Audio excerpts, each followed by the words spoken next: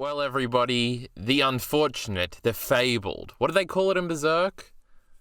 When the eclipse is coming? Like, the day, the something day. Whatever it is, the bad day has come for us where we have returned to the world of PowerPoint presentations. Yes, I put a fade-in thing on here, and for whatever reason I have to click it twice for Inspired by Elite RE to come up. What do they fucking call it in Berserk? It's not the fabled day. The destined... No, that sounds lame. Destined day is cringe. Somebody, this will be all the comments because it happened at the very beginning of the video, and this is going to be a long one, and none of you idiots stick around for the whole thing. If you do, leave a comment about something at the end so I know you did, and I'll respect you more for it. Today, we are reflecting on my 2022 content and looking forward to 2023. That's Mr. Entertainment to you. That's who made this, by the way. That's me. Inspired by some hack called Elite RE, who did a very similar thing to this, but he did a PowerPoint, then he reacted to all of his videos. We ain't reacting here today because that would take 7 hours. I would pause every 3 seconds, and we'd be here all day. We are going to talk about the videos I made, obviously, and I did rewatch a few of them very quickly, skimming through some parts on 2x speed, mostly only the ones from the beginning of the year, right before I did this, and obviously I've made a PowerPoint with some points on it. That's why you power them. Duh. So you should go check out Re's fucking version of this. Lamau, fuck you. So basically, I guess we should talk about the overall point. In Re's video, he talked about like what his goals were initially coming into the year. Now, for him, it was his first year on YouTube. Now, this is like my, I started the end of 2018, so it's going into my 4th, or we've started my 4th year already. So yes, it'll just be reflecting on the last year rather than my first year, or my, whatever it is, 3rd to 4th year, something about that. I can't count. I can't read numbers either, but we'll get into all of that eventually. So yeah, we're going to go back through it. We're going to talk about some things. We're going to rank some videos. We're going to talk about scripted and unscripted content, and also stream content, how we can make shit better in the future, how we can be more productive in the future, etc., etc. So let's start with some statistics, just as Ari did.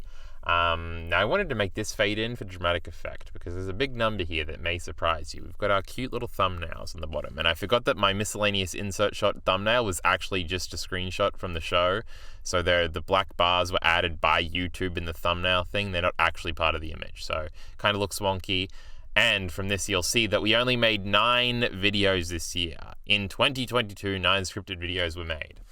Now, why is this shit showing up at the bottom? I guess it's when I hover and stuff. I wish it didn't, though. It looks pretty without it. How many of these were made by Bacon? This one wasn't, this one wasn't, this one was, this one was, this one was, this one was, this one wasn't, but this one will be replaced soon with one Bacon has made. He hasn't gotten back to me about that. This one wasn't, and this one was, but initially it wasn't. So did Bacon, no, Bacon made 5. Yes, 5. So we made more than 50% of my thumbnails this year. That's how we like it. The rest of them, this one's fine, the birdcage is fine, the Ray one is good, and this one is bad. Anyway, we're not just talking about thumbnails here. That should be part of our New Year's resolution, get better at thumbnails. But no, we're just going to pay Bacon to do it. Nonetheless, to compare this to previous years, which I thought would be interesting because Ari couldn't do this. And so I went back accounting because I don't know off the top of my head. In 2021, funnily enough, there were also 9 videos, which is funny. They were both equally unproductive, not even a video a month. And when you look at this, these 2 are very long videos. This is a very long video. This is a decently long video. And the rest of them are decently short videos. No, the Ava one is actually pretty long. There are basically periods of months where no videos were being made. And that's just awful and bad and feels terrible. Resulted in me getting a real job at the end of this year. Which we can be continuing over, sadly, into 2023. But nonetheless, we hope to be more productive moving forward. But we're just talking about statistics of what has happened and not about goals yet. We'll get to that in the second part of the PowerPoint. I'm just paranoid, so let me make sure I'm recording and everything first. How about that, chat?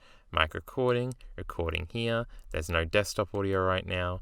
Okay, we're doing wonderful. I've been paranoid ever since that lighthouse disaster, which we'll talk about in a little bit, actually.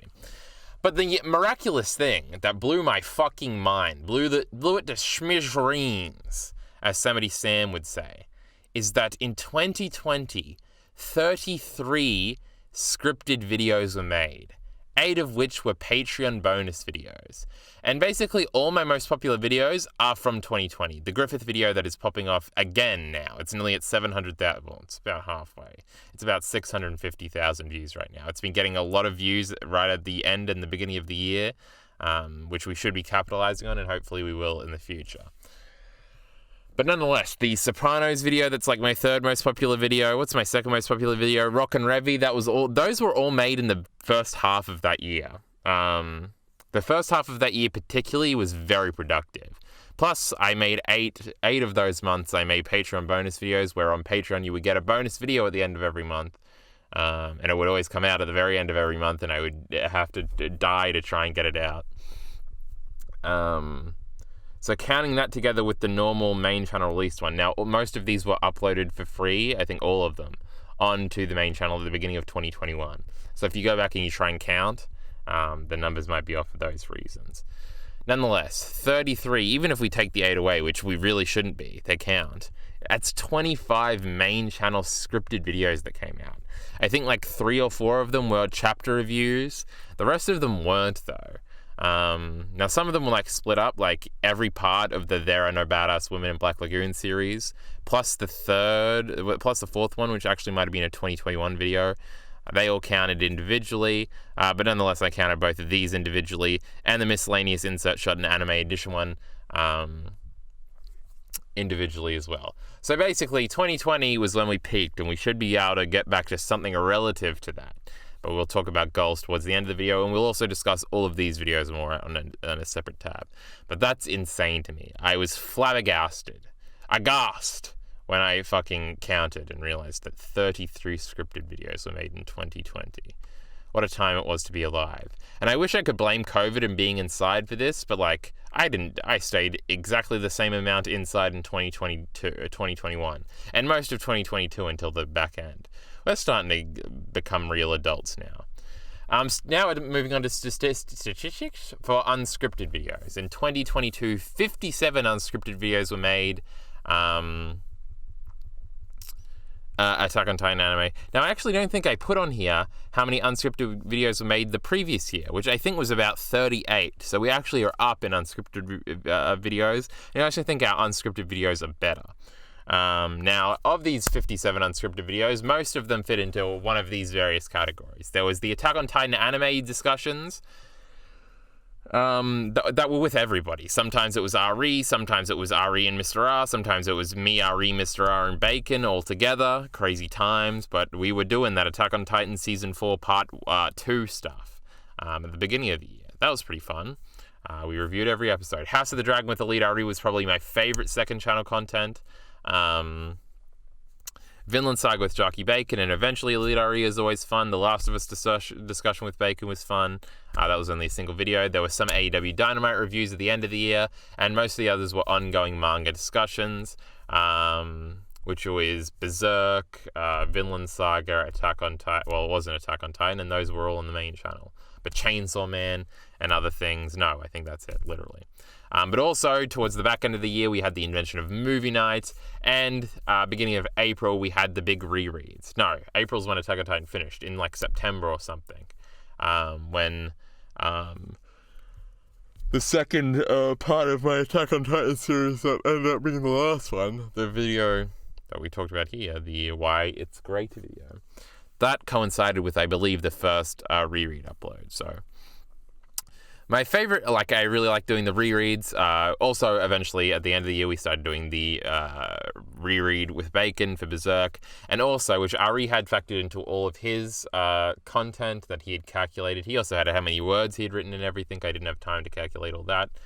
Could have been cool to include. I wonder. No, this probably looks better without my little animated thing on the side saying things in the corner. If I was in Discord right now, you would see my little reactive image thing. We're probably better off without that. We've got an animated mouse here and some pretty things for you to look at. Nonetheless, Berserk reread is very fun. Oh, I was going to talk about all the secondary, unscripted content I had on other people's channels, because Ari also factored that into how many hours of content he had produced, which I didn't calculate either. It's probably more than RE flexing. That's what I'm doing right now. But obviously we had the Berserk. No, not Berserk. The Black Sails rereads on RE's channel, which you should go over there, on RE's second channel, which is Ordinary RE, where we talked about all 4 seasons of Black Sails and Hideous Detail. That was probably my favorite content I made all year. It was definitely the funnest to make.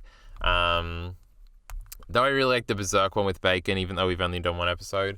The Attack on Titan rereads are a little more difficult, just because there's 3 of us and we sort of have meetings to go over notes, and it's harder to time things out, which might deter from the fun it is just directly. Obviously, I really enjoyed House of the Dragon with RE2 because I was flexing knowledge and teasing him the whole time. It was fun.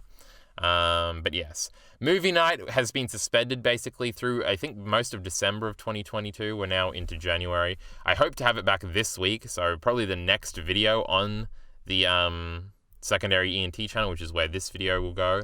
I could upload this to the main channel, but probably not. I gotta take a burping break, chat. Now we're gonna drink too. What the fuck was I saying? Movie night should be back. We're still doing 1001 Nights as our next movie. I have a whole calendar of like the next 4 movies I plan on doing. I'll probably save that talk for the next movie night. So tune in there if you want to see the next 4 or so movies we have lined up. Ari will be returning soon for our first rewatch of movie night, which will be The Crucible. It's not a rewatch for Ari. It'll be his first time through. Why am I doing this to him? But anyway, we'll get into all of that. Fuck it, we'll spoil them all. I think the one after 1001 Nights is a movie called Japan's Darkest Day or something. It was mentioned in the Stevem Anno basically documentary video. Check out the channel Stevem. We'll be talking about them in a scripted video soon. Big tease. And it seemed interesting, so that's going to be, I think, after 1001 Nights, and then The Crucible. Then we're probably going to be doing Snow White and the 7 Dwarfs, because we want to do every Disney movie, because, my God, watching some old Disney clips, and especially when I don't think I've seen a lot of those movies, I'm pretty sure I've read, like, picture book versions of, like, all the old fairy tales, but never actually the movies themselves, and my goodness, do some of them look very pretty. So we want to go through all those. So that's the next 4 weeks of movie night spoiled for you. Don't tune into the next one unless you want to hear my thoughts on 1001 Nights. You can watch the movie on YouTube, for fuck's sake, so get over there. That was an accident. But yes, those are all the unscripted videos that we made this year into those categories. We will get to unscripted video goals later in the video too, to see if anything fresh and new will be coming through. Now let's talk about streaming. We do stream over on twitch.tv/Kyle Entertainment. I think it's Kyle_Entertainment. You can look it up and find it pretty easily. It's linked everywhere, including in the description of this video. Now, is this link going to work? And I think it should. Oh, before we do on that, we've got my Twitch recap for 2022. Now, they did a big proper one like how Reddit does it for Twitch this year, whereas I found my 2021 one and it was just like an email and it didn't have a lot of the same information, so it wasn't worth sort of linking here. But if we look, this is my entire history of streaming. We started in October of 2019.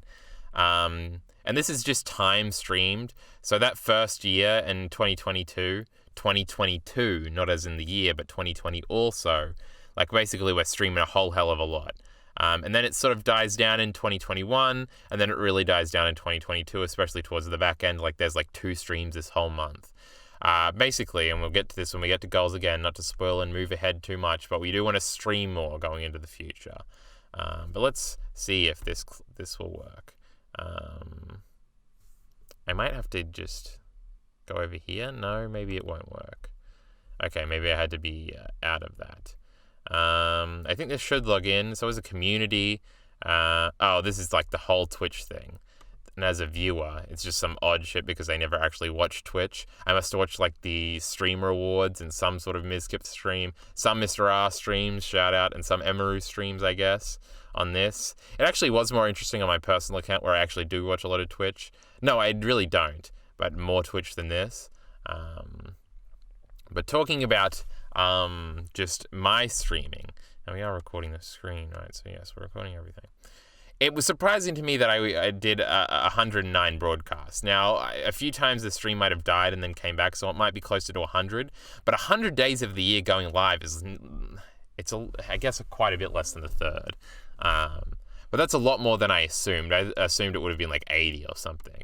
But hours watched is 1K hours watched, I guess, by everyone? That seems remarkably low.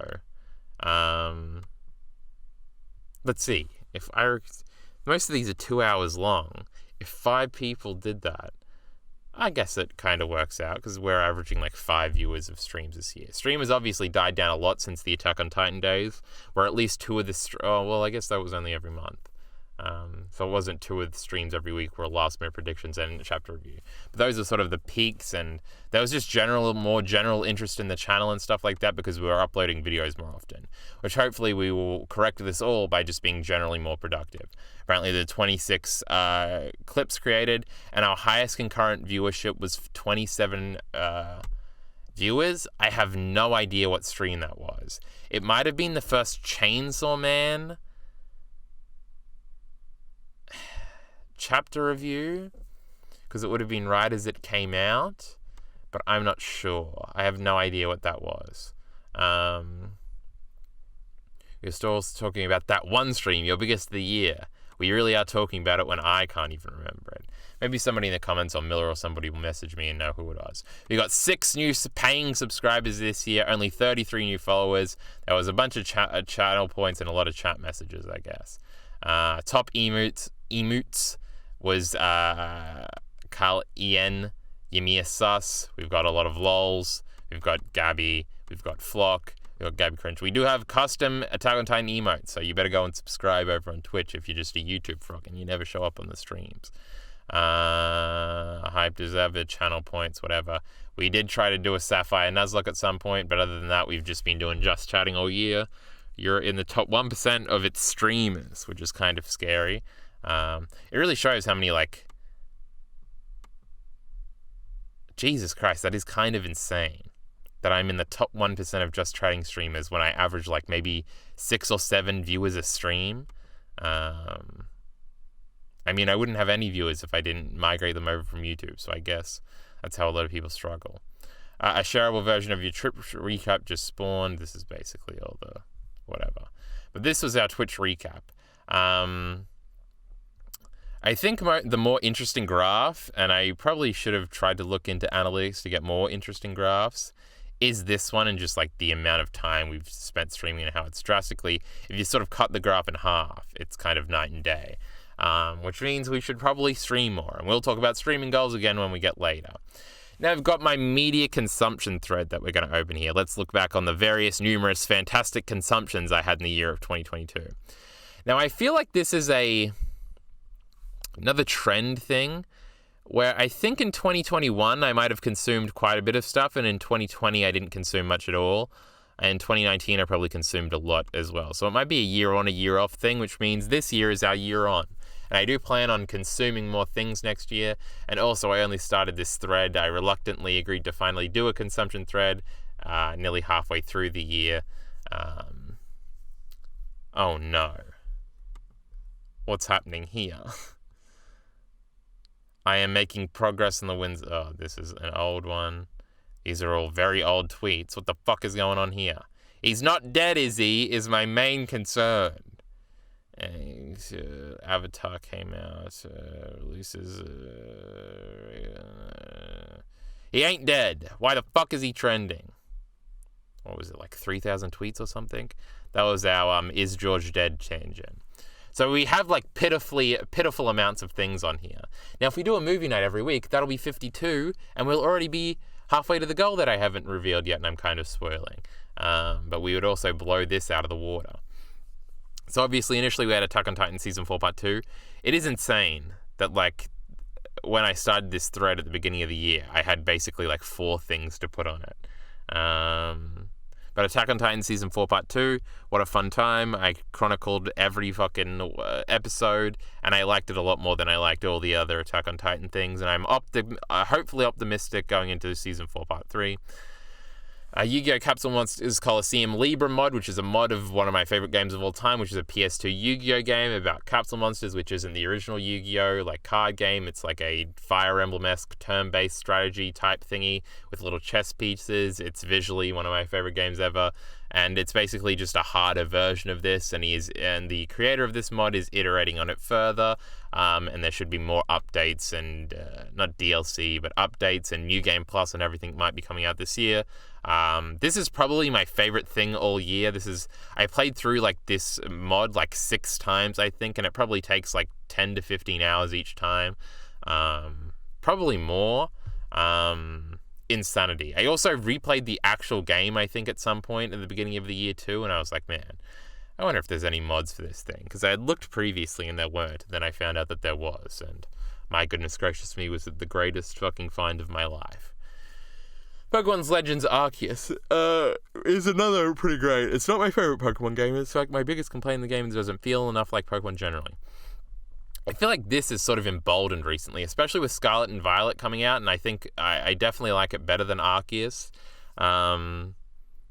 The weirdness of this game, I think, is something we'll grow to appreciate more in the future as we get further and further away from it. I don't know, I actually started a video that will probably be on I will definitely be on my Excel spreadsheet for the videos I watched in 2022, even though we're 2 days into 2023, forgive me. I'm still watching videos to try and hit the 200 mark so I can script the other video. You understand. Or you will come to understand in the coming days. And it was a game about Scarlet and Violet, and it showed footage from Legends Arceus, and I looked at it and I just got depressed. I was like, man, the colors kind of look dim, and I don't know. There's something weird, and especially about the environment. It doesn't feel very Pokemon-like. It's set in ancient times, and it's scary. I don't know. There's something about it that it still feels a little off. I would be very interested to go back and replay it, though. It's so wild. They basically did a Gen 4, a remake, in such a cool concept. Part of me loves it. Part of me it feels weird about it. But I might talk about Pokemon Switch games more in the future. This might be a hint for something else we're going to get into the PowerPoint.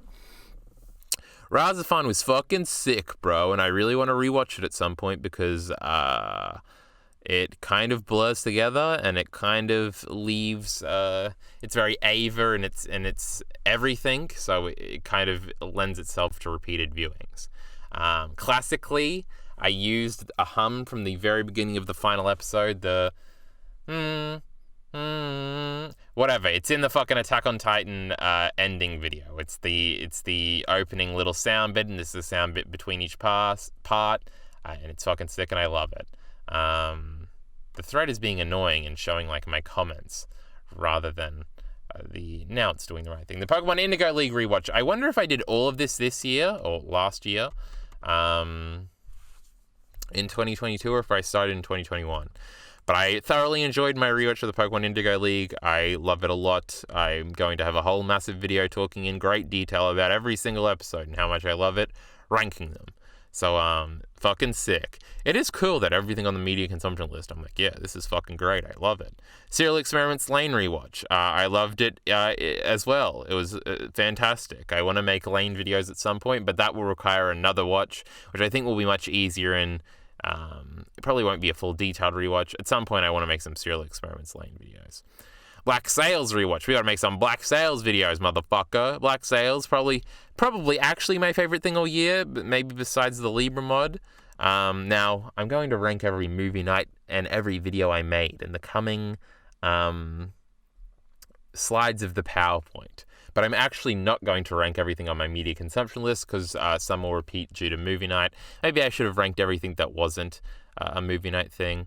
But I think probably either the Libra mod or the Black Sails rewatch, or I guess of Scarlet, because that's the one I played. Those are probably the top 3.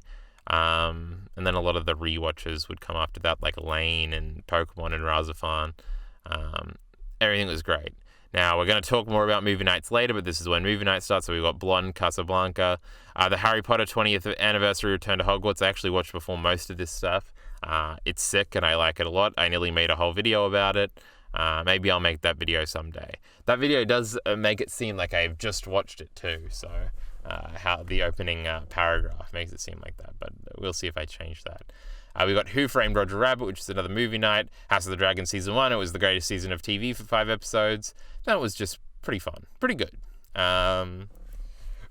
That's how I talk about House of the Dragon now. Those last 2 episodes were pretty great. No, 8 and 9 were pretty great. 10 was alright. 7 and 6, not so much. Scarface, Gaslight. Was Scarface really the 3rd movie? I guess it was, and then Gaslight. Then The Lighthouse, then Apocalypse Now, then Scarlet. And that's it. We had 17 things on our media consumption thread. Can you fucking believe it? Hopefully next year, at the end of next year, when we're doing this PowerPoint, it'll be monstrous. This video will be even longer. It'll be 7 parts because we'll have to go through the media consumption thread. But we also did our Twitch recap. Let's get back into the PowerPoint. That was all the media we consumed and some brief thoughts on it. For a lot of them, I did do follow-up write-ups underneath them on separate threads. So you can go and look on Twitter for that, but I only did that for like the first few. But I'll probably talk about them all inevitably in the future. And if you ever have any questions about anything, whenever I'm streaming, just drop by and it's fucking Q&A all day over there. I'll take all the questions. So if you want to know anything about any of my thoughts about any of the things we just talked about, head over there. I guess this is a spoiler thing. They both say ranking movie night, but this is actually ranking the scripted videos I made this year. What an accident. We're not editing it now. Fuck you. So this is pretty, I guess we just jump into it. This is pretty self-explanatory. My least favorite video I made this year is Thor, Finn, Askeladd, and Ragnarok, Chapter 20, Vinland's Finest. Now, I did a big collaborative thing. I vaguely participated in something Bacon set up. That's Jarky Bacon, who just hit 1,000 subscribers. Can you believe that for Mr. Bacon? He's going to start rolling in the YouTube cash money. As I am with this Griffith video. I think the Griffith video might have made me $1,000 at this point, which is kind of fucking insane. I don't like this video because I fucked up the ending part and it just doesn't make sense if you listen closely. Everybody else says it does make sense. I know for a fact it doesn't. Just like the last paragraph, the last sentence, the concluding sentence just doesn't make any sense. And I'm left asking like, what is the point of this video? It's incompetently made. Now, obviously, we all had a deadline, and I cut it as close as I could because I'm like that. And yeah, so I don't like that. Apparently, everybody else does. So you can go and check out that and see for yourself. I'll say generally on my video output, I would say a lot of these are some of my best videos. I think I still like the Generational Conflict in Sopranos video. I think that's my favorite video I've ever made. The narration isn't as good as all of the ones this year. Going back and listening, the top 10 list, some of the jokes are a little cringe, and not as in they're cringe, but like the execution of them is a little cringe. Whereas I feel like with especially the more later videos, as in the videos closer to now, the videos that came out later in the year, I should say, a lot of the narration is a lot better. I think narration is the biggest thing we've gotten better at this year, and it's improved year over year. I think to the point where it's very competent now, and I'm happy with it. And I wouldn't cringe out of my mind showing it to anybody, really. Except for these first 2 videos. They're a little shaky still. Yeah, so overall I'm pretty happy with like the quality of videos. I think we've only gotten better at making videos. I think the point in that Sopranos video is just so strong and just so encapsulates so much of what I want to say about the Sopranos, kind of. That sort of the point of that blows it past all the videos we made this year, and makes it still my favorite. Outside of that, probably the rest of my top 5 would be videos we made this year. House of the Dragon came out swinging. It's probably not a top 5 video I've ever made. The top 3, though, probably definitely is. Probably What Does It Mean to Be a Scout would be included, and that would be around our top 5. Hopefully none of them will be on the top 10 list come next year because I've made so many great videos. Number 8, I have Miscellaneous Insert Shot, and number 7 is an Attack on Titan anime edition that got me thinking about a few things. Terrible title, I know. Miscellaneous Insert Shot is just sort of a meme-y, I don't really understand, just want to get some feelings out video, which is fine, but it lands itself at 8. Attack on Titan anime edition, I like bits and pieces of this a lot. Does it come together to form the most focused video? Probably not. It was designed to try and capitalize off the Attack on Titan anime as it was airing. It was way late, as all of my videos are. And it didn't do too well either. I think these 5 videos all here didn't do too well. I think... Well, this one has 1,000 views, and so does the House of the Dragon one, and these all have more... Well, the Black Sails one doesn't. None of the videos did particularly well this year. Like, what's the one with the most views on here, even? I think the Ava one is, right? Because it has, like, 3,000 views. And then the Attack on Titan video nearly has 3,000 views, I think. I think the least viewed one is still part 2 of the top 10 list. And you'll all be glad to know that the first video that will be coming out this year is a top 5 version of these videos for 2022. I'm sure that'll rake in the views. What am I going to do for the thumbnail? Since there's only... You can't spoil them all. I'll probably just make a collage. Doesn't matter. Shut up. What are we up to? We're on to the list videos again. I like a lot of the points I make in these videos. I think they're very good at being recommendation machines. It's a little long. I only split it into 2 parts because I was miserable that the video seemed like it was still years away, and if I cut it in half, I could get like part 1 out kind of quickly. And by quickly, I mean at the end of January, and this one was at the end of February.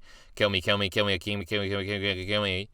I hate my life. I hate my output. I hate my productivity. Nonetheless, I do like these 2 videos, and they're pretty good at what they are. House of the Dragon came out swinging. I like a lot. It's the most recent video. There's not the strongest points in this. It's another pilot analysis, which a lot of my live action shows, especially a pilot analysis. Black Sails is another pilot analysis. I have the generational conflict one, which is the Sopranos pilot analysis, though it sort of hedges into the rest of the series. And I also have a Mad Men pilot analysis. We just got to get away from these fucking pilots. But yes, I like the House of the Dragon came out swinging one. I Bet You Forgot Ava Did This Scene Twice. I really, really like it. It's kind of understated in the points. The point isn't too grand, but I love the way I get there. I love the way I talk about it. It highlights something I really care about in Ava. Talks a lot about Rey. Fucking sick. I like that video a lot. Falling in Love with Black Sails in just 1 episode, I really, really, really like.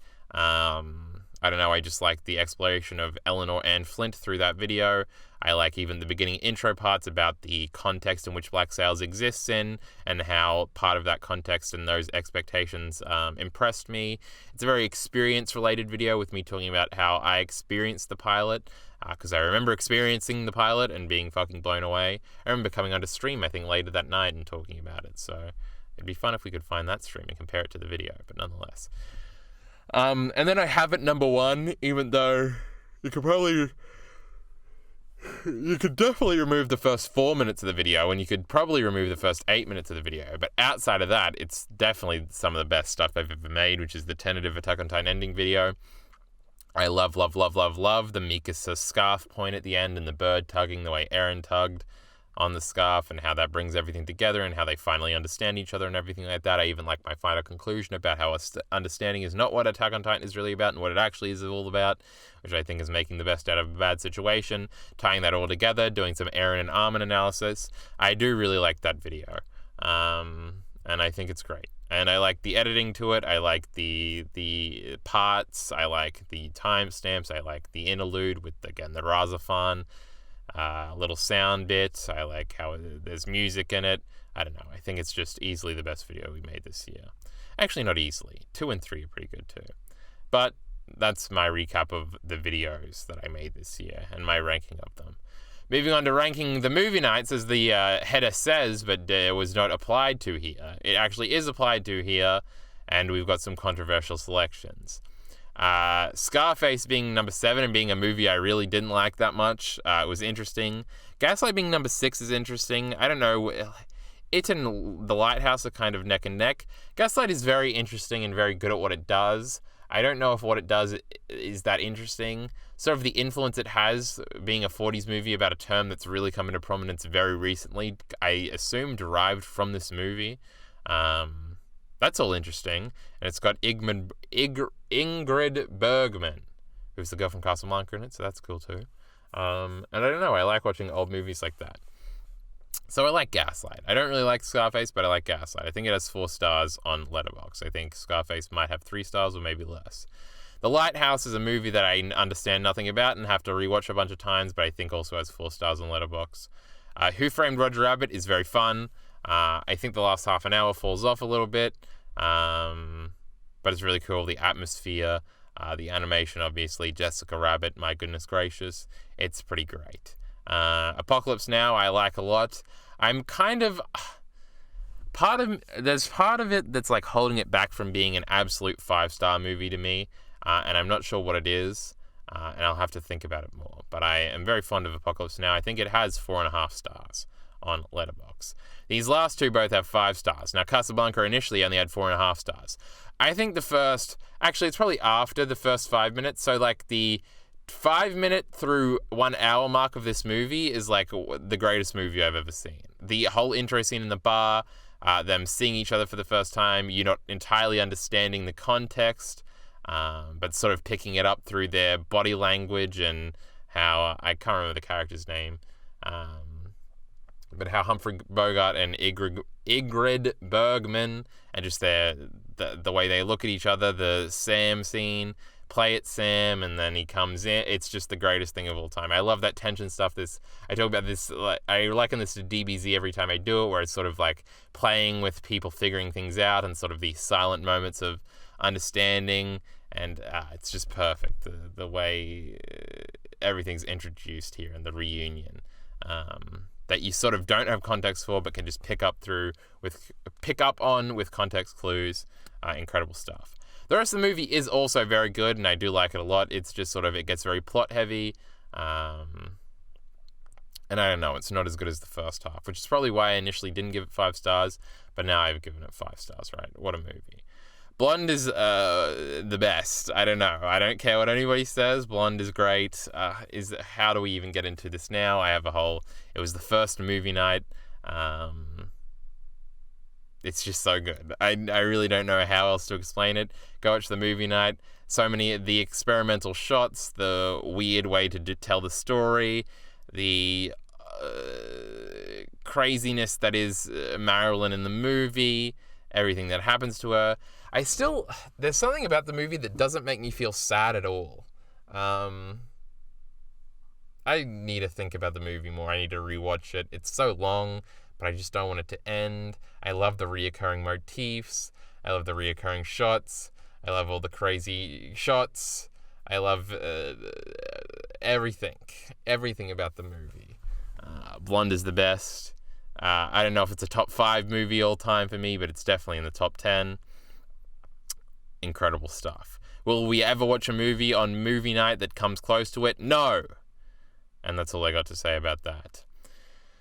And now we're on to the goals section. We've done with ranking, we've done with reflecting, but now we're going to talk about 2023 and moving forward. Our goal for 2023 and this is scripted, and then we'll have an unscripted section and a stream section, and then a media consumption section. And then we'll end, and then you can all go home and your work is done for the week. This chore of listening to all of this nonsense. At least 12 videos this year, right? 12 scripted videos. We can at least do that. That's only one a month. The calendar that I did last week for how I was going to handle January, which we were already behind on because this video was supposed to come out on either the 31st or the 1st, where it's going to come out probably the 2nd for most of you, but the 3rd for me. So we're already behind. I'm supposed to have already started the Pokemon Crystal Nuzlocke, and that was supposed to be tonight. But instead of streaming, I'm recording this because I'm behind on schedule, and there's supposed to be a video out in a few days that hasn't even begun the scripting process. Spoiler alert, we're not going to have a video every week. Nonetheless, that was the plan I had on the calendar. I think on the calendar I had... so obviously the top 5 video essays of 2022 is the first video. Then I think the next one is a Pokemon video about the Pokemon anime. That isn't the big ranking one.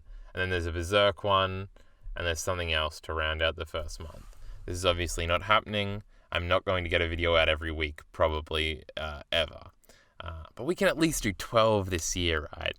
If we are sitting here in the PowerPoint next year, a year into the future, and I have less than 12 videos out this year, I mean, that's pretty pathetic. It will be in line with the last 2 years, though, but we will forever live in the shadow, collectively, potentially even, of 2020 and the year that was. let's go over some potential video ideas, and maybe in the comments you can tell me which ones to focus on, though you idiots don't know what you want. True. So we're going to go over a bunch of video ideas that I have. I'm never out of video ideas. My lack of uploads is never because I've run out of ideas. It's because I'm toiling away in a script or being lazy with editing and hating it, because I hate making videos, I guess. This is where a hyperlink to my trusty Word document should be, but OneDrive decided to fuck up today, so now we have to tab over like mongoloids. This would have been a funny meme if we hadn't already had to tabbed over a bunch and killed the illusion of the PowerPoint. I don't know what OneDrive was doing. I was trying to link it so I could click on it, but whenever I clicked share, it would fuck up and say server is too busy. Anyway, video ideas going into 2023. I have a bunch of old documents like this, and I have a sticky note with a million ideas in them, but I tried to take over the ones that are a likelihood of happening. Now, we start with Berserk, because I want 2023 to be the year of Berserk. With 2019, 2020, we had a bunch of Berserk videos, more so 2019. It's 2019 again, baby. We're doing Berserk all day, every day. The reread has already begun with Bacon, and we're only going to push through with that. So the first idea we have here is the Black Swordsman arc and defending Berserk structure. There's been... Let me yawn. I think on the website there might be an old version of this. This is sort of an idea I've had for like 5 years. I think originally it was called like... The Black Swordsman arc is a crucial part of Berserk's overall structure or something. But just talking about Berserk structure generally and why it's interesting is a video I want to make. Now, I might wait until I've done the whole reread to make that video. The Black Swordsman and the masks people wear is sort of about... Now, originally I had a big Black Swordsman video planned like 2 years ago when I initially reread. That was like my fourth reread, so it's not like my initial reread of the whole series, but when I had planned to make videos on it by doing a reread, and I had reread the Black Swordsman arc. There was a massive document I had created called like why the Black Swordsman arc is better than I remembered. And I had written like 10 or 12,000 words or something in this document. It was no small fry. But I went back and reread it recently, the script after rereading the Black Swordsman arc for the latest reread, the one we were chronicling with Jockey Bacon on the second channel. And I didn't really like any of it and thought a lot of it was redundant and repeating itself and recap and stuff like that. So I decided to scrap that video and basically split it into 3 parts, which are these first 3 parts. These first 3 video ideas, rather. Because there's a big part about how the structure of Berserk is clever at the very beginning of the video. Then I get into sort of Berserk's inherent, almost deep character writing by having people not act as they are and project, which is what this video would be about. The masks people wear, the Black Swordsman is guts as a mask, the mask the Count puts on, how Puck sort of doesn't have a mask, and sort of talking about how this is beneficial to the writing as well as a thematic idea and stuff like that. The Count and Teresa, Berserk and nuanced character writing. Now, the Berserk and nuanced character writing thing has also been an idea that's been on the back burner for like 4 years, where I just wanted to... Now, on the old channel, I actually had versions of a lot of these videos, but I would want to remake them and make them good, plus those videos are lost forever. But it would be basically an outline of a lot of the less... well,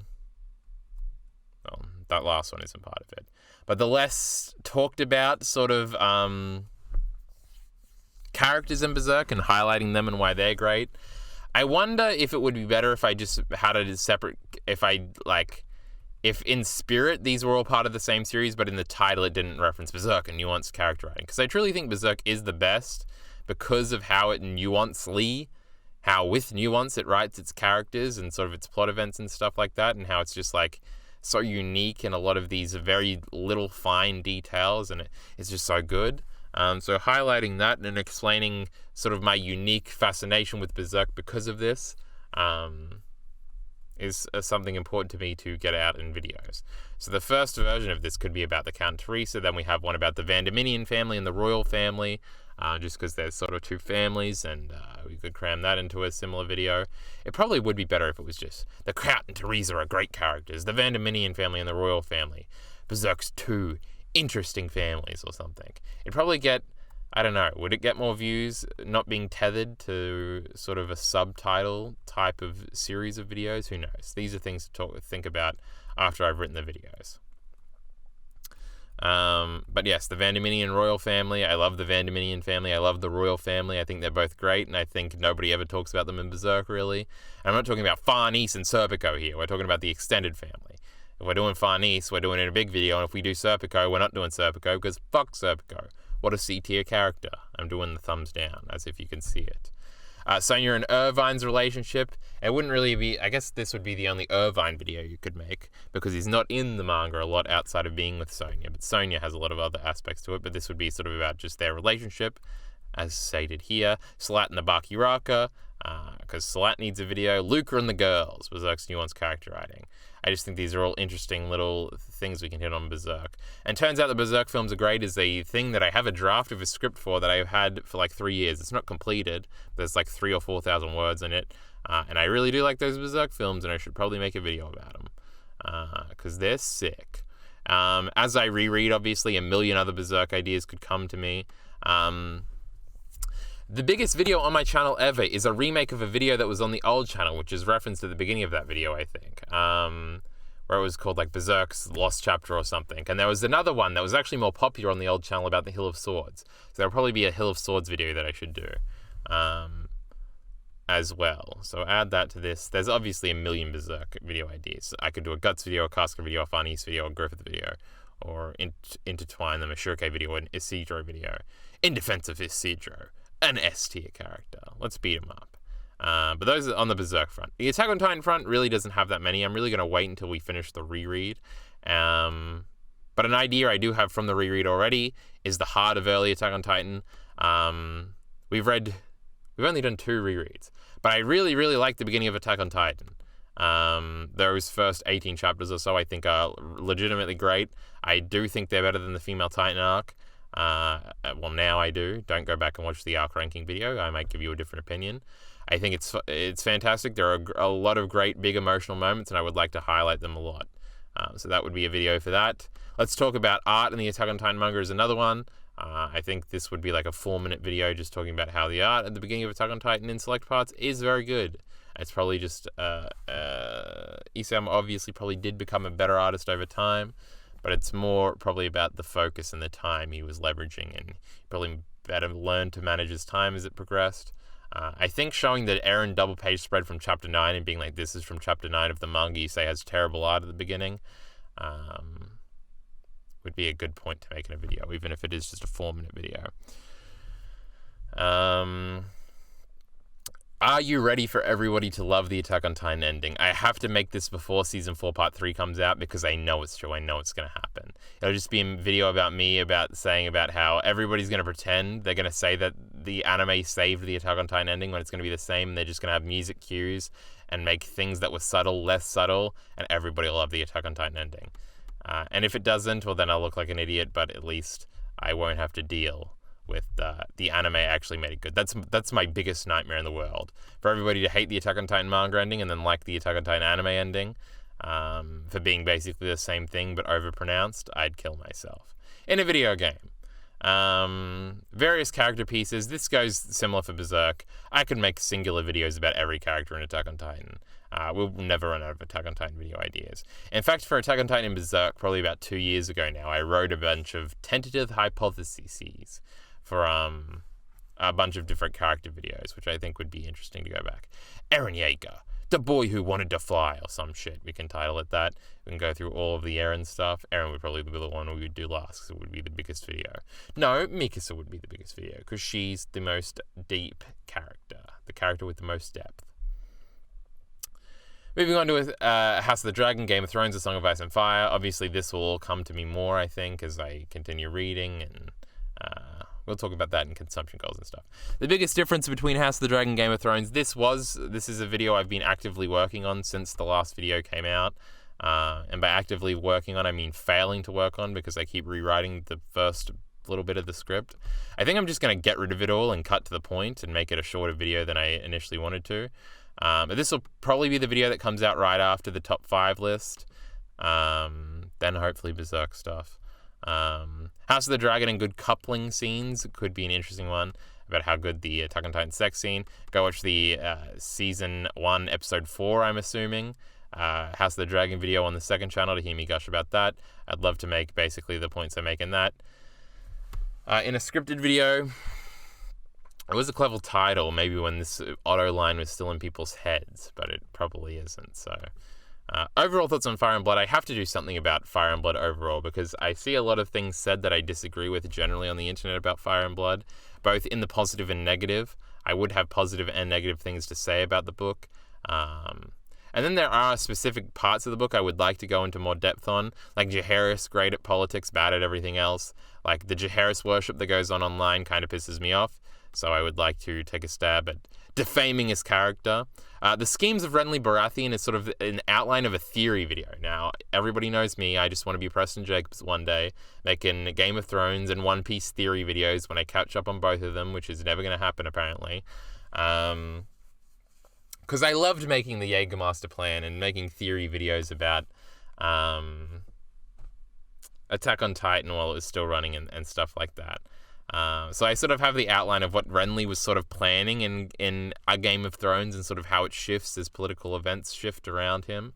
And sort of him already trying to get Marjorie to marry Robert actually at the very beginning. And he has this locket that he shows to Ned and he's like, this girl looks like Lyanna, right? And Ned's like, no, not really. And it's pretty evident that he wants to know if Marjorie looks like Lyanna to know if Robert will like her, and that's sort of part of his scheme.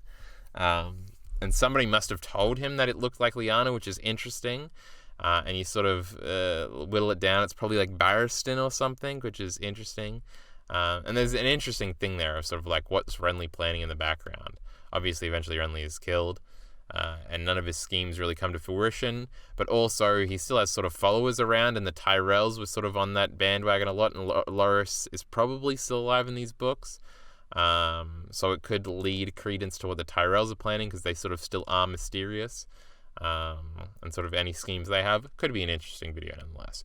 Moving on to Pokemon, a mix of anime and game stuff here. Ranking all of the Indigo League Pokemon episodes. Obviously, I've been working on this in the background sporadically forever. Hopefully one day it'll come out. The Pokemon anime episode formula. There's actually parts of this video I kind of want to rip out and make their own videos. This is one of it, where I talk about how sort of the Pokemon anime episode formula works. Each episode is usually a combination of two sort of tropey things, and that's sort of paired with a Pokemon, and that's sort of how you develop an episode. And you put some comedy in and some adventure in, and there you go. You got a Pokemon episode. And I sort of want to talk about how that formula works and things like that. Works as in how it works functionally, and how it works as in it's good. How the tropes of the Pokemon anime came to be. A lot of the notes I took as I was watching the Pokemon anime was basically like, this is the first episode where Team Rocket says blasting off again. This is the first episode where the swirly eyes mean the Pokemon is knocked out. This is the first episode where Pokemon sort of naturalizes the way it does evolution. And I have all these notes about this that are basically I've found out to be completely useless in the episode ranking things, because they never have an opportunity to be brought up. So I could charge them all into a single video, I think would be interesting. Pokemon the first movie fails where the TV series succeeds. The Pokemon the first movie is not very good, and it's sort of antithetical to everything the TV series is good at, and I think that would be an interesting video. Pokemon on the Switch and Into the Future, which would be a retrospective on sort of all the modern Pokemon games, probably starting with X and Y. 3D Pokemon, I guess. An incredibly ambitious, out there idea that I've barely even begun to think about, but really want to do. So, there you go. Again, hopefully in the comments you'll talk about which ones you would most see out of all of these ideas. We've got Evangelion, how the rebuilds map onto the original End of Evangelion series. Not End of Evangelion, but Neon Genesis Evangelion. I sort of want to talk about how the rebuilds are sort of just like another iteration of Ava, sort of with the same character conclusions and everything. But just the rebuilds sort of focus on different things. Focuses a lot less on Asuka, a lot more on Rei and Gendo. And obviously the alternative is true. I sort of reference this in my Ava video I made this year, and I do eventually really want to make it, but would probably take a rewatch of both the series and the rebuilds at this point. And yeah, a lot of thinking and stuff. A video about everything. Again, I could make a video about anything in Ava. If I ever have the urge to make an Ava video, I'm not going to be hurting for ideas. We've still got a bunch of Last of Us Part 2 videos that I still haven't made. How Jesse and Dina are made immediately likable in The Last of Us Part 2. The wary tenderness of the opening Joel and Ellie scene in The Last of Us Part 2. The Last of Us Part 2, why subtlety? The Last of Us Part 2, why 3 morally ambiguous protagonists? These are sort of general art ideas that I would use to talk about, like, why is subtlety good? Or what is subtlety? Why are morally ambiguous protagonists good? Which is sort of like bare bones, like 101 analysis type stuff, but I think it's interesting to explore, and the fact that, like, these two things are not really inherently good or inherently anything, but The Last of Us Part 2 kind of uses them the best way possible. Last of Us Part 2 has an agenda, which would be another kind of wider art video where I talk about art having an agenda and whether or not this is good or bad. The Moth and the Firefly, Ellie and Abby character analysis is sort of a very direct overall game analysis sort of thing from obviously Ellie and Abby's character perspectives, and all of the points I've sort of had rattling around in my brain forever about the two of them. Please, let's make all of these videos this year. Please, please, please, please, please. Harry Potter. Now, I don't have, like, the big retrospective video to do down anymore where I talk about each one of the films. And I feel like this would be a compromise of, like, a 10-minute video of me jumping around and talking about a bunch of my favorite parts and just calling it the Harry Potter films have no right to be as good as they are, and just sort of me geeking out frantically. It would be a weird video with a weird pacing about all the great stuff I like about the Harry Potter movies, because I really do like them. And because fuck books, you're a bunch of losers talking about how these books are better or whatever. Now, Mad Men, obviously there's a million potential video ideas here, as I have here a video about every single Mad Men episode. Unironically, something we have to do at some point, or something to that effect. I feel like it will work best as a podcast. We've got to get RE on it, and we got to go through every Mad Men episode. Why is every Mad Men meme a misrepresentation would be a funny thing, with basically making fun of the community for making Mad Men dumb by the memes they create. Like the Ginsberg one, where it's like, I never think about you, which was sort of, and I guess a lot of the time it's co-opted by people who haven't seen the show, and it's like, the way we use the meme is the antithesis to the actual scene. Now, Alexander has a video about that specific example, but there are a bunch of other examples. All of the funny Mad Men, like, clips that are on YouTube that are very popular, like how to handle an insubordinate employee, how to handle a mouthy intellectual, how to handle a hippie or something, and all these sort of bad misrepresentations, I think would be interesting. This is another one I've had on the back burner for 4 years, which is everything he says means something else, subtlety and subtext in Mad Men, which would sort of be about season 1, episode 10. I think it's probably a jumping off point to talk about the whole series in a way, but yes. We gotta make some Mad Men videos. Come on, let's do this. Pitches, which is a new type of video that we've never done before, but that I want to do, and I think I want to do scripted. I was thinking about doing these unscripted, but I think I want to do them scripting. Pitching The Last of Us Part 3 and pitching the Aegon the Conqueror show. This is basically me fantasy booking the plots to these two shows and sort of ideas I have about how you could do them. The Last of Us Part 3 would probably have to happen more quickly, because I think they're actually going to, like, announce details about the game. Originally, like a few years ago, after Mura had died and we hadn't got any announcements about Berserk continuing, I wanted to do a big one about how I would end Berserk. I think these would be very fun from a creative writing standpoint and sort of coming up with ideas and stuff like that. But yeah, this would be a cool series to start. I have much more fleshed out ideas about the Aegon the Conqueror one, and sort of splitting it into 2 seasons. One from Aegon's perspective as he conquers 6 of the kingdoms, and then having the second season be from the perspective of the Dornish characters, flipping all the former heroes, casting them as villains as they fight off sort of the tyrannical white man trying to colonize their fucking country down there. Yeah, I would expand on this, obviously, in the actual video, but that's sort of the beginning ideas. Now we have some miscellaneous ones to end. Endearing Platonic Love is the one about the Harry Potter special. Poignancy through awkwardness. There are no rules in art. This would sort of be a Mad Men Last of Us Part 2 video. Another one I've had on the back burner forever about how they use awkwardness to great effect. The lack of urgency in anime adaptations of manga. This is like a cute video idea that I completely forgotten about until I was going through the old lists I had of video ideas to make this document and get ready for the PowerPoint. Sometimes in making manga into anime, you just have characters standing around talking when they really shouldn't be, and it sort of stunts things because on the page it's sort of freeze frames instead of something in motion. It's a very simple point. It would be like a 5-minute video, but it is a clever one. What is good art? This is how I analyze media part 2. I think that video is now privated on the channel, but this is something we definitely have to make.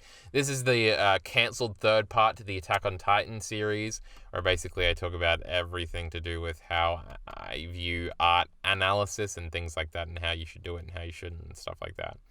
Is the internet too dumb for perspective narratives is another one that I've had on the back burner forever. We'd sort of be talking about the internet reaction to Abby and Gabby and others, basically shifting perspectives and how the internet usually freaks out and hates Gabby for killing Sasha or Abby for killing Joel or something. Prescriptive versus descriptive, a thematic analysis of Devilman's ending. We still don't know how we feel about this A word here, so we'd probably change the title to something. But again, this is another video I've waited to make for like 4 years. There's also the other Devilman potential videos.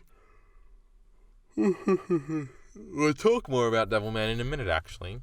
But yes, there are a few Devilman videos. One about like my favorite page in manga history, which was a video on the old channel that I'd like to remake about the Akira breaking the fourth wall, warning the audience that shit's about to get real page. There are other Devilman videos that could be made too. The postmodern dichotomy between Harry Potter and the Marvel Cinematic Universe is a video idea, another one I've been sitting on for 5 years. I would definitely change the title at this point because I have no idea what half of these words mean. And I was pretending to back then. But we sort of comparing the style and the seriousness of Harry Potter to sort of the comedy of the Marvel Cinematic Universe, and sort of defining them as like 2000s like pop culture versus 2010s pop culture, and sort of interestingly how they sort of juxtapose each other.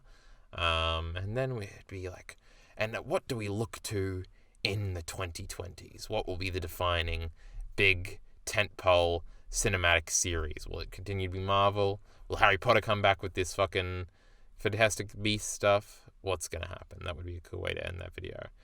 How media differently portrays authenticity and realism. This is sort of a general point about how, man, each fucking author and each series has a way to describe reality, and isn't it interesting how unique and different a lot of them are?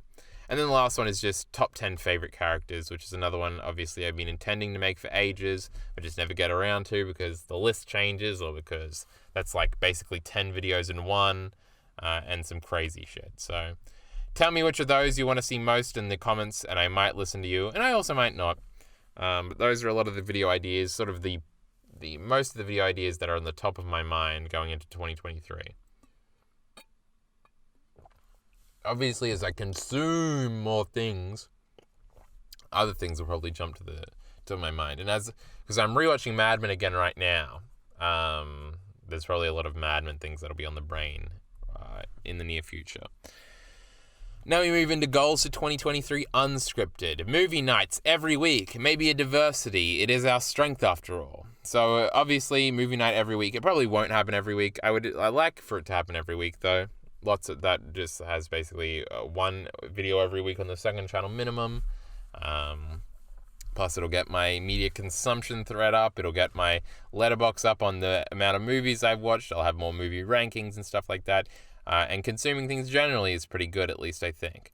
Now, I have sort of a plan here that we might adhere to or we might not. Hopefully I'll just do whatever I feel like doing. But I sort of like this as a template where every month, basically, because presuming we do 4 every month, it could be an animated movie, an English-speaking movie, a foreign language, probably an English language film, probably would have been the better way to phrase that, a foreign language movie, and then a rewatch/collab movie. So it would be just an animated movie, whether it be Western or Japanese, an English-speaking movie, which would be a Hollywood movie or something in English, a foreign language film, because I haven't seen a lot of those. And then something, either a rewatch or a collab where it's me and somebody else talking about a movie they really like that I'm watching for the first time, and they're rewatching, or me rewatching something and making our rewatch The Crucible, which will be the first version of that. Let's get those movie night numbers up. It probably won't be that template every time, But something around that is probably a good goal to, what do you call it? Aspire towards. Ongoing manga / anime coverage. Obviously, these are all the ongoing series that we'll probably continue to ongoingly cover with our coverage on the second channel. We got the Villain Saga manga with Ari and Bacon, which might be ending this year or might not be. I don't know. It's fucking Yukimura prick. And Bacon too. They're a little cryptic with this nonsense. I don't think either of them am. I just forgot. So Lamau. The Villain Saga anime starts very soon. And it'll probably be with Ari every week and then sometimes Bacon. Bacon has a very busy schedule. Maybe we'll do like every 4 episodes and then they can both show up. We'll probably be doing Chainsaw Man chapter reviews when Ari and I catch up because it is the first reread we are going to be doing in the new year. We've obviously also got Attack on Titan Season 4 Part 3. I'm pretty sure it's coming out this year. And sporadic Berserk coverage. I don't cover every Berserk chapter usually nowadays because there's not that much to say. I do cover each of them on stream, so if you want to show up to streams to get my thoughts, that's probably a good idea. But obviously, anything else I catch up on, if somehow miraculously I catch up on One Piece, that probably is something we would talk about every week because it's fucking One Piece. But yes, we've got our ongoing shit that we continue. We've got rereads, rewatches, and collabs. Get back. Chainsaw Man with Elite RE, Devilman with RE, Berserk with Jockey Bacon, and Attack on Titan with Riker 7, and RE, plus more to be determined. So obviously, me and RE are the ones doing a lot of these. Chainsaw Man is one that we're going to be doing off the start. It's going to be in the same vein as our Black Sails and his and Bacon's Villain Saga ones, where it'll probably be every week. So Ari can catch up on Chainsaw Man very quickly, and I'm going to reread it. I'm also going to watch the anime for the first part, which he has already seen the anime, and he hasn't read the manga because he's a fucking invalid, fucking moron, fucking illiterate dumb fuck. But that'll be the first one. After Chainsaw Man finished, we'll probably do Devilman right away. Now, these Chainsaw Man ones are probably all going to be on Ari's channel, because I don't want to edit them, and he'll do it for me, and then he'll get all the acclaim for it.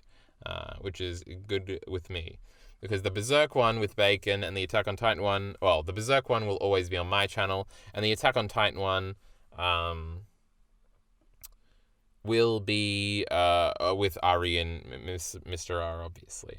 Now, a optimistic time frame would be every month we would do a Berserk one, and every month we'd get an Attack on Titan one out. I think that would be best case scenario, and then we would finish both of them within like 9 months or so or something. We're probably going to aim for that because the Attack on Titan, we had like 6 months so far that we've supposed to have been doing the Attack on Titan reread, and we've gotten 2 parts out, so we want to speed that up a little bit. Maybe the Devilman one will be on my channel. Ari gets like 4 or 5 Chainsaw Man ones, and I get a Devilman one. Easy. Now the last one is very interesting. It's the Arcane Reactions, literal reaction series to Arcane, that League of Legends show or whatever. Now, I've been curious to do a reaction. Now, on the old channel, there were some unironic reactions. I used to do Attack on Titan chapter reactions, believe it or not, for a little while. And then they got me killed on YouTube. No, actually, I stopped doing them when they got me like 1 strike. No, I think I did them all the way up until the channel died, because I think the last one I reacted to was chapter 121. And I think that reaction is still... I think it's unlisted, but if you go on the Attack on Titan playlist, it's like blurred out because I didn't want to get killed again. But you can see me react to an Attack on Titan chapter. The last one I ever did in real time, still in the year of our Lord, 2023. It's 2023, people. I also reacted to Ghost in the Shell on the old channel, as well as some other things, I think. But I think it would be interesting to do a reaction series just to test it. Now, obviously, I don't have face cam, which kind of makes it difficult. I chose Arcane because basically I had no interest in really watching it outside of doing a reaction to it, and I hear it's like a show that would be good for reactions, kinda. So as soon as I set up like an outlet, I do want to start doing this relatively quickly. Now, I don't want to ever become a reaction channel, especially on secondary ENT, so it'll probably be the only one we do. I'm not going to have a bonus on my Patreon where you can get early access or whatever, or full length or whatever. But yes, I like my As I'm watching things, I commonly think I should be monologuing right now to stream chat, and they would think I was a genius as I'm putting this together and predicting what's going to happen next, and etc. So I think it would be fun to test that by doing an unironic reaction series. And Arcane seems like the ample choice. So yes, literally Arcane episode 1, 2, 3, 4, 5, 6, 7, 8. I assume it goes up to 10 reactions. That's what we're going to be doing. But those are the rest of the goals for unscripted. I feel like that's pretty good. Movie night, ongoing manga coverage, rereads, and collab discussions, and Arcane reactions. I'm sure there'll be like wrestling stuff as well sometimes, since I've opened that floodgate a little bit. And I'm sure there'll be other sporadic things that we do. It's the home for all the sporadic ideas, the unscripted sporadic ideas. We should probably do stream highlights or something to promote the Twitch, but I really don't want to edit shit like that. So, speaking of streaming, goals for 2023 streaming edition: 3 streams a week, 1 React stream, 2 Pokemon Crystal Nuzlocke streams. This is sort of the outline again that I want to go with. For a long time, we used to do like Monday, Wednesday, and Friday streams, and those were or it was usually Sunday, Tuesday, Thursday, I think. And this is during non-football season right now, so it is actually plausible that we could do 3 streams a week. Now, the point is, like, this leaves no room for normal streams. I think the compromise to this, and what we probably should have been doing forever, is that the first 30 minutes of every stream will just be normal talking stuff, which is usually all I do on streams now, because we haven't done a Nuzlocke really seriously since the Fire Red Nuzlocke, which finished like a year and a half ago now. I think it might have been at the very beginning of 2021. So it's like exactly 2 years ago, and that was a lot of fun, especially towards the end. So I sort of want to recreate this with Pokemon Crystal. We did a Gen 1 game, let's do a Gen 2 game. Also, I really don't want to play through Gen 3 right now. I'm sort of on an extended lull period from those games, and it's been that way for like 5 years because I've played them so much in my life. Nevertheless, and 1 React stream. When I try to haphazardly react to things on stream, it usually doesn't go well, and I get self-conscious that I'm not saying enough and that we're just sitting here watching a video, and who would care about this? If we announce in advance that it's a React stream, plus we can put things, obviously, in the video essay fucking Excel spreadsheet and continue to make that as we go if we do streams like that. But I think the compromise is that for the first 30 minutes of every stream, we do normal stuff. We talk about things I've consumed. If we've consumed anything, we go over my wonderful tweets. We go through video updates, what's been going on, etc. Whatever our usual streams are. If we want to do some tier lists or whatever the fuck, we do them in the first 30 minutes, and then for the next hour, we do reacting or Pokemon Crystal Nuzlocking. And if we want to start the Nuzlocke and the reacting or whatever earlier, then so be it. But I think that could be a good outline for doing 3 streams a week. And this is the last thread. My goal for media consumption, maybe the most exciting for the people in the audience, more so than the videos I make, will be the shit that I watch. Now, again, a tentative goal is 100 things on the 2023 Twitter consumption thread. Now, obviously, with films, we have movie night. And if we go on my media watch list, now my throat is starting to get sore, so I don't know how thoroughly we want to go through this. Now, earlier today, I was watching the Cineflix top 10 movie list at the end of the year, which I always love every year. But sadly, the only new movie was this Tar movie that they said was the second best movie of the year. What did they say the first best one was? I know Everything Everywhere All at Once was 4, and then 3 was some Bollywood action movie. 1 was After Sun, which I think I already have in here because I saw Bro Edition. I'll give it 5 stars. So this is what Tar is. This is just a John Hamm movie that has terrible reviews, but I would be curious about. Persona, I don't really remember. Is it by a special director or something? Oh, yes, it's the dude that one Bro Edition video was about the movie about that dude. Sorry, that. And that's that movie about that dude.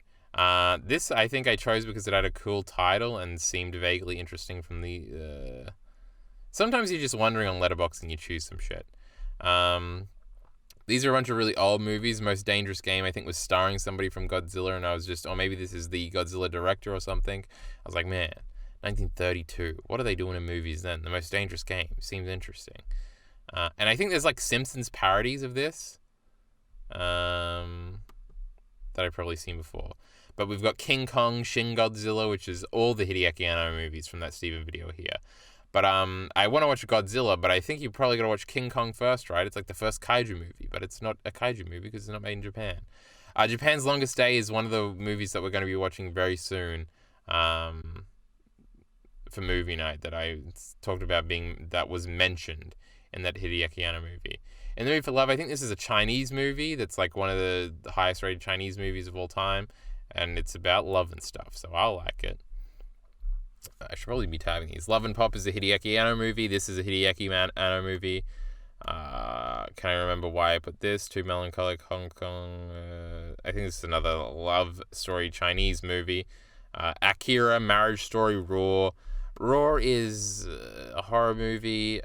This Julia girl, I must have clicked on her because she had a bunch of interesting director stuff and was probably mentioned in a video I watched. That was by the same woman. 10 Things I Hate About You. We got to rewatch that for movie night. Ladybug is by Greta Gerwig. I watched a Brody DeChanel video about that. This is an old love movie. Should we really go through each of these? These are all the 1001 Nights animation, like sex hentai original movies that we're going. This is the next movie night one here, so going through them. The Conversation is a Francis Ford Coppola movie that I'm very interested in. Scott Pilgrim, people say, is good. I think some of these are like old horror movies, or this is like a. Is this a? No, it's a Scorsese movie. I was going to say, is this a one of the older directors? I forget his name. Gravity, that's a movie people like. Gallipoli is an old movie that I've seen before that I want to watch again. The original Godzilla, Thelma and Louise, the other Gaslight movie, Nazca, Blade Runner, Alien. I forget why I put some of these in here. Lupin the Third. After Sun is the movie they gave the number one thing of the year. Ritual is the Hideaki Anno movie. Brand New Day is a movie I want to rewatch. Morocco, I think this is starring someone. Oh, it's a Gary Cooper movie, and obviously I need that for the Sopranos context. This is the Griffith movie, Lamau. This is the Sopranos movie that I still haven't seen. This is another movie made by the Sopranos director, Romeo plus Juliet. Bunch of old 30s movies. Grease, There Will Be Blood, Battle Royale, For Whom the Bell Tolls, Snow White, What We Do in the Shadows. These are all like movies people have heard of. This is the movie that there's that one donkey video about. Come and See is like the greatest movie ever. Rear Window. Who makes this? Alfred Hitchcock was the old director I was thinking of before. When it was actually a Martin Scorsese thing. La La Land, The Thing. This is another movie by the blonde director, and since I love that one, The Apartment is referenced in a Mad Men episode. It's another Humphrey Bogart movie. I think this is too. This is a Marilyn Monroe movie, so is this one. Sunset Boulevard is obviously a famous movie. The Women is apparently about three women, and it's like a surprisingly progressive movie for 1939. West Side Story, Lawrence of Arabia, The Wizard of Oz, Petite Man. Oh, this is by the Portrait of a Lady on Fire director. See, these are all in here for a fucking reason. Revenge is funny because it's like that one TV show I watched, but I think this is a rape revenge movie, and they're putting it right in the title. Good Time, I want to rewatch. Uncut Gems is by the same dude. Chinatown, Old Boy, these are all famous movies. Gone with the Wind, On the Waterfront, Showgirls from that one Brody DeChanel video, The Devil's Advocate, Heat, these are all Al Pacino movies. Silence of the Lambs, Silver Linings Playbook, Gangs of New York, Taxi Driver, the one movie that YMS really likes, Groundhog Day, Eraserhead, 2001: A Space Odyssey, Clockwork Orange, Shaft. These are a bunch of blaxploitation movies. Kofi, Vertigo, Lola, American Beauty, Hereditary. These are all movies we understand, don't need explanations. Mildred Pierce, it's another old movie I recognize the title of. The Crucible, coming up soon. Run Lola Run is another one I want to rewatch. Under the Silver Lake, there's a cool What's in the Bag episode about that, and Censor as well, not the same half in the bag. Bound is in an Innuendo Studios video, and that's this is the Wachowski sisters. And this one's older than The Matrix, so it comes first. This Nymphomaniac movies I know nothing about, but Krastorf gave them 5 stars, and they're about sex, so I like them. Lost in Translation, Seven Samurai, Mother, Requiem for a Dream, Perfect Blue, The Witch, Everything Everywhere All at Once, The Other Everything Everywhere All at Once, The first Dr. James Bond movie, Grand Budapest Hotel, Pig, Knives Out, Event Horizon, Citizen Kane, American Psycho. These are all famous movies. So that's the watch list right now. We're going to make our way through all of these movies, hopefully, on movie night. Back to the PowerPoint at hand. So that's the watch list for films. TV shows. The Romanoffs is Matthew Weiner's other TV show besides Mad Men, and it'll probably be the first new thing I watch in 2023. Fleabag is close behind because I hear only great things. Breaking Bad is obviously something I guess I'm going to watch at some point. Rings of Power is, I guess, I got to watch at some point. Tulsa King is written by the Boardwalk Empire dude who also worked on The Sopranos. Seems to have a very similar vibe. I have no idea if it's good or not. I've just seen the YouTube ads. For books, we got Fire and Blood, A Game of Thrones, The Hedge Knight, Clash of Kings, A Storm of Swords, The Swan Sword, A Feast for Crows, The Mystery Knight, A Dance with the Dragon, The World of Ice and Fire. Now, every time I did a cute little inflection, that's because that's a Dunk and Egg book in the Game of Thrones universe. And I think it will be very interesting to read them in release order because, and I only just thought about this recently, what a trip it must be to learn about Bloodraven in these, like, novella add-on stories, and then for him to show up in a Dance with Dragons, and be a main character and be revealed to have been the crow the whole time, though is he the crow? We don't need to get into theory crafting right now. But to have been the one guiding Bran, but is he though? Time-traveling Bran and such. Let's leave the theories at the door, gentlemen. It was probably a crazy feeling, so I think I would like to replicate that by reading all those books before A Dance with Dragons. And it seemed to be like a thing where like a year before a new book would come out, a Dunk and Egg would come out, which is cute, which has obviously not happened recently. But also The Road is another book I own that I should read at some point. It's pretty short. There's a big movie about it. It's a very famous book. So those are the books that I should be reading. How many was that? 1, 2, 3, 4, 5, 6, 7, 8, 9, 10, 11. We can do that, right? Nearly one a month? Oh my god, there's no way we can do that. Anime. The Vision of Escaflowne. I've been on episode 3 of Escaflowne for like 4 years. Got to get back to it. I liked what I saw. Nadia and the Secret of Blue Water is an Anno thing. Space Runaway Idion supposedly very much inspired Anno, so I wanted to watch it. Gunbuster is another Anno Gainax thing. Chainsaw Man, obviously I gotta watch contractually for Elite RE.